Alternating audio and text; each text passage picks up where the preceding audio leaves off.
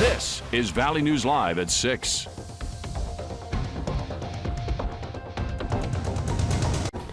Good evening and thank you for joining us. I am Nashade Taylor. An empty Dakota Dome in Vermillion, South Dakota today as the North Dakota State and South Dakota football game was canceled just hours before the scheduled kickoff. For more on this story, Valley News Live sports director Beth Houle joins us live with the latest. Beth?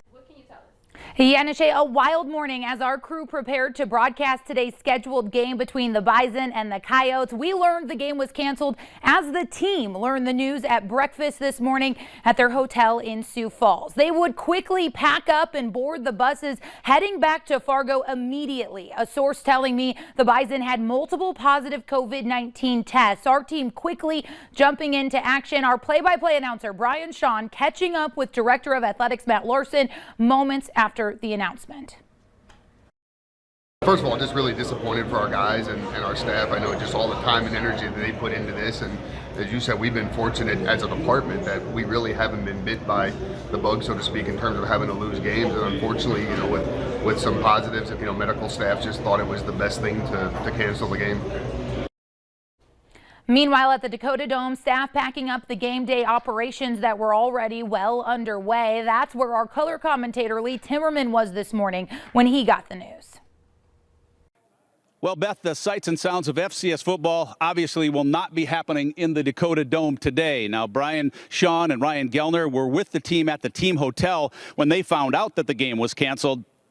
And shocked and disappointed were the two words that I was told described the atmosphere around the team. Now, this is the first time in FCS that the day of the game was canceled. And why can it be rescheduled?